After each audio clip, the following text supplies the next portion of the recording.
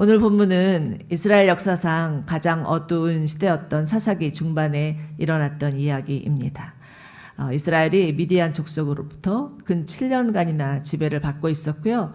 그 세력이 얼마나 컸던지 이스라엘 백성들은 미디안의 눈을 피해서 산속으로 동굴로 숨어 지내야만 했었습니다. 이들은 우리가 지난주에 살펴보았던 아말렉 족속 그들과 함께 연합하여서 이스라엘이 파종을 할 때면은 와서는 그 이스라엘의 수확한 모든 것들을 다 망쳐 놓았고요. 양이든 소든 낙이든 아무것도 남겨놓지 않고 싹 쓸어가곤 했습니다. 이들의 수가 어찌나 많았던지 성경에서는 이들은 마치 메뚜기와 같았다라고 말씀하고 있을 정도였습니다. 그러니 이스라엘 백성들의 삶이 얼마나 피폐해지고 얼마나 곤핍하고 가난해질 수밖에 없었는지를 알 수가 있습니다. 마치 북한의 고난의 행군과도 같은 시절이 아니었나라는 생각을 해보게 됩니다. 그렇지만 이것은 순전히 이스라엘의 죄 때문이었습니다. 하나님이 이스라엘이 하나님을 떠나고 타락하자 심판을 하신 것이죠. 그런데 또 이스라엘이 그 심판에 견디다 못해서 하나님 앞에 간구하여 부르짖으면 하나님께서 또 이들을 구원하시고 이것이 되풀이되는 것이 사사기의 역사입니다. 그래서 사사기의 사이클은 타락, 심판, 간구, 구원 이렇게 볼 수가 있습니다. 자, 그렇다면 우리가 이것을 통해서 무엇을 알 수 있겠습니다. 하나님의 끝없는 자비하심이죠. 그리고 인간의 타락한 본성입니다.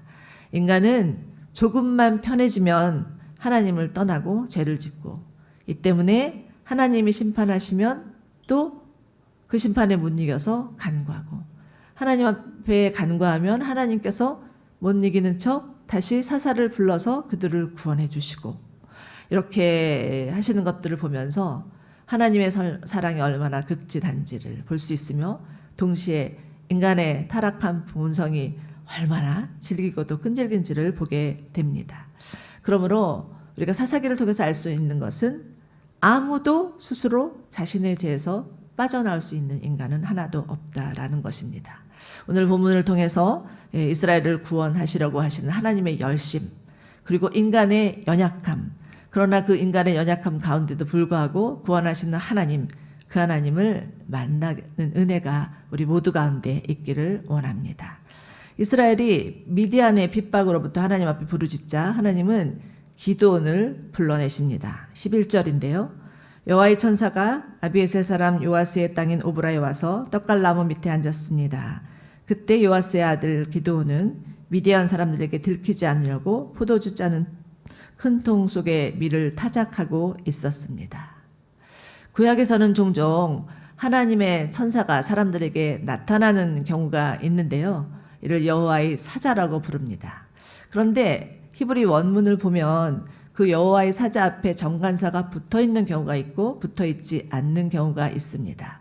정관사가 없는 여호와의 사자는 그저 한 명의 천사일 수 있는데 정관사가 붙어 있는 여호와의 사자는 성육신하기 이전의 예수님이었습니다. 창세기 18장이나 출애굽기 3장에서도 정관사가 붙어 있는 여호와의 사자가 나타나는 거죠. 예수님께서 이 땅에 육신을 입고 태어나시기 전에 구약의 시대에 종종 사람의 모습으로 나타나셨다는 것을 알 수가 있습니다. 즉 제2위 성자 하나님이신 것이죠. 그런데 이 성자 하나님이 찾아오신 사람은 너무나도 연약한 사람이었습니다. 보통 밀을 타작하려면 상식적으로 넓은 마당에서 하는 게 일반이죠. 그런데 지금 기드온은 미디안 사람들에게 들킬까봐 두려워서 눈치 보면서 몇 줌의 곡식이라도 얻고자 어디서 포도주 틀 안에서 타작을 하고 있는 것입니다. 자, 그렇다면 우리가 여기서 얻을 수 있는 첫 번째 교훈은 무엇이겠습니까? 첫 번째는 하나님은 약한 자를 사용하신다는 것입니다. 세상은 강하고 똑똑하고 능력 있는 사람을 사용하지만 하나님은 그렇지 않으십니다. 고린도전서 1장 26절과 29절을 보면 아주 잘 알 수가 있는데요. 우리 한번 고린도전서 1장 26에서 29절 말씀 함께 읽어보도록 하겠습니다. 시작. 형제들이여 여러분의 부르심을 생각해 보십시오. 육신적으로 지혜 있는 사람이 많지 않고 능력 있는 사람도 많지 않으며 감은 좋은 사람도 많지 않습니다. 그러나 하나님께서는 지혜로운 사람을 부끄럽게 하시려고 세상의 어리석은 것들을 택하셨고 장한 것들을 부끄럽게 하시려고 세상의 약한 것들을 택하셨습니다. 또한 하나님께서는 잘난치 않은 것들을 없애시려고 세상의 천한 것들과 멸시받는 것들과 아무것도 아닌 것들을 택하셨습니다. 이는 그 어떤 육체라도 그분 앞에서 자랑하지 못하게 하려는 것입니다. 자, 하나님이 부르신 자는 어떤 자들입니까? 제가 사실은 오늘 이 본문에다가 빨간색으로 좀 표시를 해달라고 한 구절이 있었는데 나오질 않았던 것 같은데요. 자, 잘 보시면 세상의 어리석은 것들, 세상의 약한 것들, 세상의 전한 것들과 멸시받는 것들과 아무것도 아닌 것들, 이 것들을 부르시는 거예요. 하나님이 이들을 향해서 어리석은 사람, 약한 사람, 천한 사람, 멸시받은 사람 이렇게 하지도 않으시고요. 어리석은 것들, 약한 것들, 천한 것들, 멸시받는 것들, 아무것도 아닌 것들이라고 하시는 것입니다. 자, 그렇다면 하나님이 이들을 비하해서 이렇게 하시는 말씀이었을까요? 그렇지 않습니다. 자신이 스스로 어리석고 약하고 천하고 멸시받고 아무것도 아닌 것들이라고 생각하는 사람을 부르신다는 말씀입니다. 기도문을 보시면 15절에서 이런 말씀을 합니다. 하나님께서 그를 부르시자 내 집안은 므낫세 가운데 가장 작고 나는 아버지 집에서 가장 어린 사람입니다. 이렇게 말합니다. 자, 이 말뜻에는 기도는 지금 자신의 출신 배경이나 자신의 출생 서열, 외적인 조건을 보면서 자기 스스로를 가장 작고 가장 어린 것이라고 생각하고 있는 것입니다. 자, 그런데 예수님이 부르신 제자들을 한번 떠올려 보시기 바랍니다. 이들은 하나같이 정규 교육을 받지 못한 것들이었습니다. 예루살렘 사람들이 보기에는 갈릴리 촌것들이었죠. 예루살렘의 율법학자나 바리사인이 보기에는 너끈히 무시하고도 남을 만한 그런 사람들이었습니다. 그런데 어떤 일이 벌어집니까? 하나님은 이들을 통해서 세상을 뒤집어 놓으셨죠. 땅끝까지 복음 전해지게 하여 주셨습니다. 이들이 약했기 때문에 하나님을 의지할 수밖에 없었고 보잘것없었기 때문에 주님만 따를 수밖에 없었습니다. 바로 이것이 하나님이 일하시는 방식입니다. 여러분, 예수님은요, 이 세상에 무력한 아기의 모습으로 오셨습니다. 우리 지난 주일 설교였던 것 같은데요. 이재용 목사님이 이런 얘기를 하셨어요. 인간은 모든 피조물 중에서 가장 약한 존재로 태어납니다. 다른 피조물들은 보통 어미 뱃속에서 태어나자마자 걷기도 하고요. 조금 지나면 홀로 살아가기도 하는데 인간은 어머니가 일정 기간 동안 보호하고 양육하고 살피지 않으면 살아갈 수 없는 약한 존재라고. 그러니 자신이 강하다고 생각하거나 또 강해져야 한다고 하는 세상의 말에 흔들린다면 그것은 인간의 한계를 모르는 무식한 소치라고 할 수가 있겠습니다. 고린도후서에서는 사도 바울은 내가 약할 그때가 강함이라 이렇게 말씀을 하고 있는 거죠. 여러분 아마 에티오피아에 선교하시는 김태훈 선교사님을 아시는 분들이 계실 것입니다. 작년에 저희 무릎 선교 기도 모임에도 오셨었는데요. 그분은 우리나라에서 아주 유명한 병원의 유명한 외과 의사셨습니다. 그런데 하나님이 부르시자 모든 것을 다 접고 에티오피아 선교사로 떠나셨죠. 근데 가서 얼마 되지 않아서 파킨슨이라는 질병을 얻고 맙니다. 얼마나 황당하셨을까요? 하나님께 물으셨답니다. 하나님, 선교하려면 하나님께서 제게 주신 은사와 재능, 그것으로 사람들을 고치면서 복음을 전해도 시원찮을 판국에 이게 웬일입니까? 이래서 제가 제대로 선교나 할 수 있을까요? 그렇게 물었을 때 하나님께서 주신 말씀이 바로 제가 조금 전에 읽어드린 고린도전서 1장 26절의 말씀이었답니다. 나는 세상에 어리석고 약하고 천하고 멸시받는 것들을 택하여서 그 어떤 육체라도 자랑치 못하게 하려는 것이라. 이 말씀을 선교사님에게 주셨다고 간증하셨습니다. 사랑하는 여러분, 우리는 다른 사람보다 재능이 있고 능력도 있고 배운 것이 있어야, 가진 것이 있어야 하나님의 일을 할 수 있다고 생각할 수 있으나 하나님 생각은 그렇지 않습니다. 하나님은 약한 자를 들어서 하나님의 강함을 나타내고자 하십니다. 세상은 무언가를 성취하려면 학벌도 중요하고 돈도 있어야 되고 자격증도 필요하다고 해서 우리는 막 이리저리 이것저것 스펙을 쌓느라고 기를 쓰지만 하나님은 너희가 약하기 때문에 전적으로 나를 의지하는 자를 통해서 내가 일할 것이다, 이렇게 말씀해 주시는 것이죠. 그러므로 여러분, 내가 스스로 약하다, 나는 너무 약하다, 나는 너무 보잘것없는 집안에서 태어났고 나는 건강도 약하고 부족하고 나는 모든 게 약하다라고 생각한다면 하나님이 쓰실 제목임을 믿으시기 바랍니다. 내가 남들보다 못한 환경에 태어났다고 해서 주눅 들지도 마시고요. 남들보다 배우지 못했다고 해서 열등감에 빠지지도 마시고요. 남들보다 가진 게 없다고 해서 한탄하지도 마십시오. 그것은 믿음 없는 말입니다. 약한 나를 부르셔서 하나님께서 하나님 자신을 드러내고자 하신다는 것을 믿는 믿음으로 사는 저와 여러분이 되시기를 축원합니다. 자, 이제 하나님은 포도주 짜는 통 속에서 타작하고 있는 기드온을 찾아서 말씀하시는데 이 상황을 한번 생각해 보세요. 포도주 통 틀에서 밀을 타작하고 있는데 하나님이 찾아오셨어요. 참으로 스타일 구기는 거죠.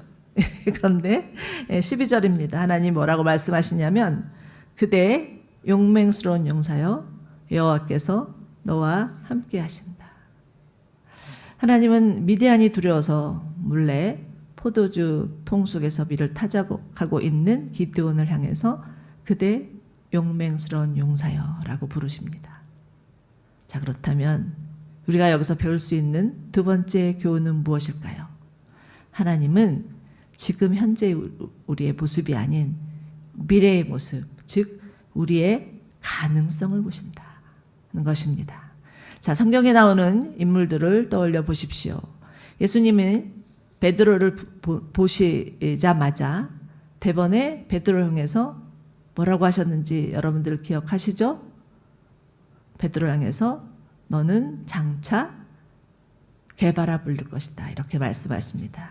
게바는 반석이라는 뜻이죠. 그렇지만 우리가 너무나 잘 알다시피 베드로는 반석하고는 거리가 먼 사람이었습니다. 성질도 급했고요, 변덕스럽고요, 기질적인 다혈질의 사람이었습니다.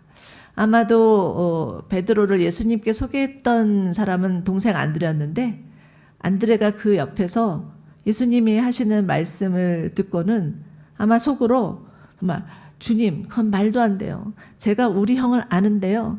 반석이요? 절대 그럴 수 없는 인간입니다. 어제도 제게 불같이 화를 내면서 그 문을 다 내팽개쳐 버렸어요. 이렇게 얘기할 수도 생각할 수도 있었을 것 같습니다. 베드로에게 반석이란 이름은 어울리지 않았지만 그래도 예수님은 그를 반석이라고 부르십니다. 베드로의 현재의 모습이 아닌 미래의 모습, 장차 되어질 미래의 모습을 보고 베드로를 그렇게 부르셨던 것이죠. 그랬더니 어떤 일이 벌어집니까? 예수님이 붙여주신 이름대로 베드로는 반석과 같은 예수님의 제자가 되어서 그가 복음을 전하니까 3,000명, 5,000명이 주님 앞에 돌아오는 일들이 있었고요. 마침내는 그는 주님을 위해서 자신의 생을 다 바치고 거꾸로 달려서 순교까지 하는 그런 자로 변화됩니다.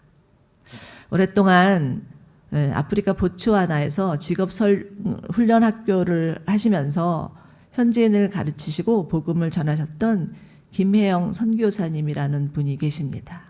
저는 그분의 그 간증을 들으면 너무너무 감동이 되는데요. 잠시 제가 3분짜리 영상을 준비했거든요. 한번 그 영상을 보시도록 하겠습니다. 이 작은 키로 어떻게든지 가난과 장애를 벗어나서 사람 대접받으려고 정말 열심히 사는 시절이었어요. 84년도 전국기능대에서 금메달, 85년도 국가대표로 가서 국제기능올림픽대에서 금메달 땄어요. 그때 이미 저는 향후 대한민국을 빛낼 5명에 선정돼서 다큐멘터리를 찍은 그런 주인공이에요. 이만하면 됐다 하던 그때 하나님께서 저를 불러내셨어요. 대학 입시 시험 2번 봤는데 떨어졌어요. 대학 입시 2번 실패하고 어떻게 살까 고민하다가 시편 119편 말씀에서 눈이 멈췄어요. 청년이 무엇으로 그의 행실을 깨끗게 하리까? 주의 말씀을 따라 삼가할 것이다. 저는 예수님을 믿고 벌써 9년째가 됐는데 말씀을 따라서 산 세월이 아니라 금메달을 따라서 산 세월이었어요. 이 세상이 저의 가치를 금메달로 자꾸 인정해 줬잖아요. 그래서 저는 저 자신이 금메달을 많이 딸수록 인정받는 줄 알았어요. 장애가 있는 저는 죽을 힘을 다해서 했었어야 돼요. 정말 피눈물을 흘려가면서 그 고생을 했는데 실패했죠. 몸과 마음이 쓰러졌어요. 그러고 있는 중에 혜영아, 주의 말씀을 따라서 살아라. 금메달을 따라서 살지 말고 이 세상을 따라서 살지 말고 주의 말씀을 따라서 살아라. 이렇게 말씀하시는 거에 그럼 어떻게 살까요? 그랬더니 아프리카 보츠와나의 직업학교 교사. 저는 고민하지 않고 1년 정도 아주 가볍게 자원봉사자로 그 아프리카 보츠와나로 갔어요. 쭉 14년이 흐르게 됐는데 많은 분들이 저한테 물어봤어요. 아니 선생님 어떻게 거기서 그렇게 살 수 있었어요? 한 14년이 지나고 나서야 사람들이 물어올 때 아 내가 왜 거기 살 수 있었지? 이 아프리카 오지 청소년들은 저를 정말 사랑해 줬어요. It's so beautiful. 여러분 매일 이런 말을 듣고 탄다고 생각해 보세요. 금메달 3개 따도 예쁘다고 안 했어요. 그러니까 나중에 돌아볼수록 아, 그 말이 나를 살렸구나. 보츠와나 청소년들을 저를 갖다가 척추 장애인으로 대하지 않았어요. 격이 없는 인간에 대한 사랑을 제가 비로소 그곳에서 맛볼 수 있었어요. 한국에서는 계속 내가 쓸모있는 사람이라고 자꾸 능력을 보이느라고 애를 쓰면 살았어야 됐어요. 그래도 알아주지 않는 거예요. 근데 거기선 내가 애쓰지 않아도 그냥 가만히 그곳에만 있어도 우리 그곳 사람들이 so beautiful 막 눈에 이제 빛이 빰빰만 나는. 저보다는 사실 다 키가 크거든요. 사람의 마음은 약한 대로 흘러가는 것이 맞아요. 자기들보다 키가 작고 그렇게 다니는 저가 되게 귀여웠던 것 같아요. 그래서 여타의 다른 선교사님들보다 사랑을 많이 받았어요. 어느 정도였냐면 제가 이렇게 걸어가고 있으면 제가 이렇게 쩔룩이면서 걸어가잖아요. 그 와서 업어줘요. 등을 내밀었어요. 잊을 수 없어요. 빨래 빤다고 내다 놓으면 아이들이 확 몰려와요. 싹 다 해가지고 개켜갖고 갖다 줘요. 100세를 사신 교수님께서 이렇게 말씀하십니다. 사랑하십시오. 그러면 행복합니다. 근데 그 사랑은 타인을 위해서 하십시오. 예수 그리스도의 말씀을 따라 살 때 비로소 참 삶을 누리게 됩니다. 네. 이 영상에는 이 선교사님의 간증은 나오지 않지만 제가 그 선교사님의 간증을 들어보니 이 선교사님은 척추 장애인으로 태어나신 거예요. 그리고 집안도 너무너무 가난했고 키가 134cm 그리고 초등학교 졸업 그랬는데 정말 불굴의 의지로 사셨던 것 같아요. 그러다가 조금 전에 말한 것처럼 기능공으로 금메달도 땄지만 그것으로 만족되지 않아. 하나님을 만나고 나서 하나님께서 그에게 너는 정말 말씀대로 살라 이렇게 들려주시니까 그 말씀에 힘을 얻어서 선교사로 떠나셨고 많은 그 선교지에서 정말 청년들이 You are so beautiful 이렇게 얘기해 주니까 그 말씀 때문에 살아났다라고 하는 간증이 얼마나 마음에 감동이 되는지 모르겠습니다. 여러분은 어떤 음성을 들으십니까? 김혜영 선교사님이 들으셨던 음성은 하나님의 말씀대로 살아라. You are so beautiful 이거였어요. 저도 젊은 시절에 남편을 잃고 새 아이들과 혼자 어떻게 지내야 되지? 하나님 제가 어떻게 살아가야 됩니까? 라고 기도했을 때 하나님이 어느 날은 내가 너로 사람 낚는 어부가 되게 하리라 이 말씀을 주시더라고요. 저는 지금 제 상황 때문에 너무 어려워서 애들이랑 어떻게 살아야 되는지 그것 때문에 고민했는데 하나님은 내가 너를 사람 낚는 어부 되리라 이렇게 말씀하시는 거예요. 제가 그 말씀을 들으니까 너무 가당치 않잖아요. 하나님 무엇을 보셨을까요? 저의 앞으로 되어질 모습, 그 모습을 보시고 말씀을 해 주신 것이죠. 네. 여러분, 우리가 들어야 되는 음성은 주님의 음성입니다. 기드온이 이 어려운 상황에서 정말 그 어두운 상황 가운데서 그 어떻게 해서든 연명하려고 포도주 틀 속에서 밀을 겨우겨우 타작하고 있는데 주님이 오셔서 그에게 들려주신 음성은 그대 용맹스러운 용사여 내가 너와 함께한다 라는 말씀이었어요. 오늘도 하나님께서 우리 모두 가운데 이 말씀을 들려주고 계신다고 믿습니다. 우리 옆에 분에게 이렇게 좀 인사할까요? 당신은 용맹스러운 용사이십니다. 네, 그것만 하면 좀 아쉬우니까 You are so beautiful 이렇게도 좀 해보세요. 네, 좀 힘이 나시는 것 같죠? 네, 집에 가서도 여러분 남편에게, 자녀들에게 지금 현재 그 꼬라지 보고 말씀하시지 마시고요. 장차 되어질 미래의 모습을 보시면서 너는 할 수 있어. 하나님이 너와 함께 하셔. You are so beautiful 이렇게 말씀해 주시는 여러분들 되시기를 축원합니다. 네, 아멘. 네, 자 이제 그런데 여러분 기드온의 반응은 과연 어떠했을까요? 사람이 단 한 번의 말씀으로 단번에 뒤바뀌면 얼마나 좋겠습니까? 만은 그렇지 않아요. 13절 보실까요? 13절에서 기드온은 이렇게 말합니다. 내 주여 여호와께서 우리와 함께 하신다면 왜 우리에게 이런 일들이 일어나야 합니까? 여호와께서 우리를 이집트에서 구출해 내지 않으셨나라고 우리 조상들은 말하는데 그분의 모든 기적들은 어디 있습니까? 지금 여호와께서 우리를 버리고 미디안 사람들의 손에 우리를 넘겨주시지 않으셨나요? 이렇게 묻고 있습니다. 지금 기드온이 보고 있는 것은 무엇입니까? 기드온은 하나님의 음성에 귀를 열지 못하고 있어요.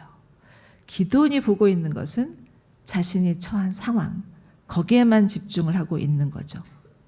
왜 우리에게 이런 고통스러운 일이 일어나는지, 우리 조상들이 말하는 출애굽과 같은 기적은 그냥 한낱 옛날 이야기일 뿐이지 그게 나랑 무슨 상관이 있는지, 오히려 하나님은 우리를 버리신 건 아닌지라는 생각으로 가득할 뿐이죠. 그런데 이는 우리들도 흡사하다는 생각을 하게 됩니다. 그래서 하나님 말씀이 위로가 되긴 하는데요. 우리도 고난이 크면 그간 하나님께서 우리 가운데 행하신 기적과 같은 은혜는 싹 까먹어버리고 지금 현재 내가 당하는 고난, 그것 때문에 슬프기만 하고 그것 때문에 절망스럽기만 한 거죠. 교회 와서 말씀을 들어도 그것은 그 먼 날 옛날 이야기지 나랑 무슨 상관이야 라고 일관해 버릴 수가 있습니다. 그런데 그럼에도 불구하고 하나님은 포기하지 않으세요. 기드온이 이렇게 믿음 없는 말을 하고 있어도 야단치지도 않으시고 오히려 더 위로해 주시고 더 격려해 주시는 거죠. 14절입니다. 너는 기운을 내고 가서 미디안 사람의 손에서 이스라엘을 구원하여라. 내가 너를 보내는 것이 아니냐? 라고 말씀하세요. 그런데도 기드온은 그 말이 들리지 않았나 봐요. 계속해서 그 다음을 보면 하나님과 기드온의 신경이가 벌어지고 있는데요. 하나님이 이렇게 말씀을 하시는데도 내가 어떻게 이스라엘을 구원한단 말입니까? 나는 힘도 없고 별 볼일 없는 사람이에요. 라고 얘기합니다. 그런데 여러분 실상 기드온은 자기가 생각하는 것처럼 작은 자가 아니었어요. 기드온이란 이름의 뜻은 크다, 힘이 있다라는 뜻이죠. 이스라엘 사람들이 이름을 짓는 것은 어떤 아이의 상태를 보거나 또는 앞으로 되어질 것을 보고 이름을 짓는데 아마도 기도는 태어날 때부터 우량하였던 것 같아요. 그러니까 크다, 힘이 있다 이렇게 이름을 지어줬는데도 불구하고 기도원의 문제는 무엇이냐? 자존감이 나왔던 거죠. 아무리 자기가 남들보다 더 큰 덩치를 갖고 있어도 그 자존감은 바닥이었던 거예요. 여러분, 자존감이란 무엇입니까? 자존감이란 자기 자신에 대한 존중감이에요. 자존감이 낮은 사람은요, 자신이 아무리 다른 사람보다 뛰어난 외모를 갖고 있어도 스스로 못났다고 생각하고요, 다른 사람보다 탁월한 재능이 있어도 스스로 모자란다고 생각합니다. 자존감이 낮으면 매사에 안 되는 쪽으로만 생각하고 부정적인 소리만 늘어놓는 거죠. 그래도 하나님은 포기하지 않으세요. 16절입니다. 내가 너와 함께 할 것이니 너는 미디안 사람들을 한 사람 치듯 무찌를 것이다. 하나님이 지금 보고 있는 기도원의 모습은 지금 모습이 아니에요. 계속해서 장차 되어질 모습을 보면서 계속 말씀을 하시는 거죠. 하나님은 겁쟁이 기도원에게 와서 내가 너와 함께 할 것이야 라는 말씀을 2번이나 거듭 강조하십니다. 그럼에도 기도는 넘어가질 않아요. 참으로 즐겨요. 그죠? 17절입니다. 만일 제가 주께로부터 은혜를 입었다면 저와 말씀하시는 분이 주심을 제게 표적으로 보여주십시오. 이렇게 말을 하는데 이쯤 되면 하나님도 화를 내실 만한데 그렇지 않아요. 그리고 18절에 뭐라고 말씀하시냐? 그러면 네가 돌아올 때까지 기다리겠다. 이렇게 말씀을 하시는 거예요. 자, 하나님과 기도원의 오고 가는 대화를 한번 잘 묵상해 보십시오. 누가 더 즐겨요? 하나님이 더 즐겨요. 네. 하나님이 절대 포기하지 않으시는 거죠. 자, 우리가 여기서 얻을 수 있는 세 번째 교훈은 변화는 우리와 함께 하시는 하나님으로부터 온다는 것입니다. 여러분, 세월이 지나도 사람 안 변한다는 말을 하죠. 아무리 시간 바뀌어도 사람 안 바뀌어 이런 얘기 우리가 많이 합니다. 그만큼 사람은 완고한 존재예요.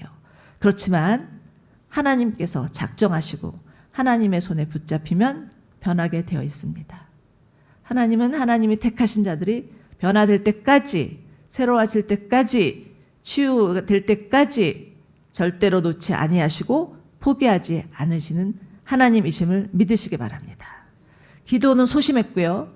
자존감도 낮았고요.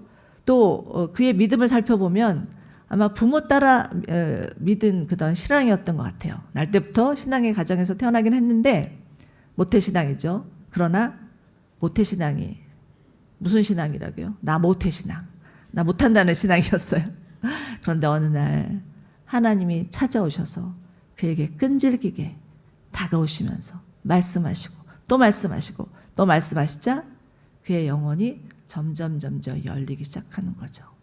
여러 차례 하나님과의 대화를 통해서 그의 꿈쩍도 않았던 영혼이 이제 움직이기 시작하는 것입니다. 그리고 그의 마음이 풀어져서 하나님께 표적을 보여주십시오. 그러면 제가 믿겠나이다 라는 말을까지 하는 거죠. 여러분, 19절부터 21절까지는요. 기드온이 하나님께 요구한 표적에 대한 응답입니다. 바위에 얹어놓은 누룩 없는 빵과 고기에 국물을 부었더니 어떻게 돼요? 불이 붙어서 삽시간에 다 태워버린 것이었어요. 그제서야 기드온은 자신에게 나타난 천사가 하나님이심을 깨닫고는 두려움으로 엎드립니다. 그리고 22절 이렇게 얘기하죠. 주 여호와여, 내가 여호와의 천사의 얼굴을 보았습니다. 이렇게 고백합니다. 당시에는 하나님을 본 자는 반드시 죽을 것이라는 그런 말이 있었기 때문에 너무나 두려웠던 거예요. 그렇지만 하나님은 그에게 두려워하지 마라. 죽지 않을 것이다 라고 안심을 시켜주시죠. 그랬더니 이때 기드온의 입술에서 나온 그 고백은 무엇이었습니까? 여호와 샬롬이었어요. 이때 기드온이 만난 하나님은 어떤 하나님? 우리에게 두려움을 주시는 하나님이 아니고 우리에게 평강을 주시는 하나님, 평강을 주시는 여호와 샬롬의 하나님이었습니다. 여러분, 오늘 우리는 기드온이 하나님을 만나서 영적으로 변화되는 과정을 살펴보았어요. 두려움과 소시함으로 가득 찼던 기도원이 마침내 하나님 만나는 이야기, 그리고 그가 만난 하나님은 여호와 샬롬 평강의 하나님임을 고백하고 있는 것이죠. 여러분, 우리는 지금 그 어느 때보다도 불안의 시대에 살고 있습니다. 처처에는 전쟁이고 기근이고 재난이고 언제 어떻게 무슨 일이 벌어질지 모르는 그런 불안과 두려움 가운데 살고 있다라고 생각합니다. 정말 눈을 똑바로 뜨고 현실을 직시하면 그 두려움과 공포 때문에 제정신 차리고 살아가기가 너무 힘든 것 같습니다. 그러나 이것은 이미 예수님께서 말씀하셨던 바예요. 마지막 때에 그 징조를 말씀하셨죠. 마지막 때에는 처처에 지진이 있고 전쟁이 있고 전염병이 있을 것이다. 분명히 말씀해 주셨어요. 그것은 그러나 재난의 시작일 뿐이라고 말씀하셨고, 저 요즘 요한계시록 큐티하고 있는데 그 요한계시록 큐티에서도 이 모든 지금 일어나고 있는 사실이 정말 하나님 안에서 일어날 수밖에 없는 사실이라는 것이 입증되고 있죠. 그렇지만 예수님은 분명히 말씀하십니다. 두려워하지 마라 라고 말씀하시죠. 예수님은 사실은 자신이 부활한 후에도 두려워서 문을 꽁꽁 걸어 잠그고 있는 제자들에게 나타나셔서 그들에게 하셨던 말씀이 무엇이냐? 두려워하지 마라. 내가 너에게 평강을 주노라. 하나님께서 나를 보내신 것 같이 나도 너희를 보내노라. 이렇게 말씀해 주십니다. 예수님이 이 세상에 오신 것은요, 우리에게 평강을 주시기 위함이죠. 약한 자를 들어서 온 세상 가운데 은혜의 복음을 전하기 위함입니다. 여러분이 약하다고 생각하십니까? 그렇다면 하나님이 쓰실 것을 기대하시기 바라고요. 여러분의 약함을 주목하는 것이 아니라 하나님의 강함에 집중하시기 바랍니다. 그럴 때 하나님께서 하나님의 강함을 우리의 약함을 통해서 나타나게 하여 주실 줄로 믿습니다. 또한 하나님은 우리에게 두려움이 아니라 평강 주시는 하나님이십니다. 여러분 마음 가운데 어떤 두려움이 있든, 여러분이 지금 어떤 상황에 처해 있든지 간에 하나님은 우리에게 찾아오셔서 두려워하지 말아라. 내가 너에게 평강을 주노라 라고 말씀하시는 하나님이심을 믿으시기 바랍니다. 하나님은 어떤 분이요? 여호와 샬롬, 평강의 하나님이십니다. 하나님이 주시는 샬롬이라는 것은요, 어떤 환경이나 상황이 변해져서 주어지는 평안이 아닙니다. 상황과 환경과는 상관없이 하늘로부터 내려오는 평강, 그 어떤 상황에서도 하나님이 우리와 함께 하시기 때문에 우리 가운데 주시는 평강임을 믿고 그 평강의 하나님, 여호와 샬롬의 하나님을 바라보며 믿음으로 나가는 저와 여러분들 되시기를 바랍니다. 아멘.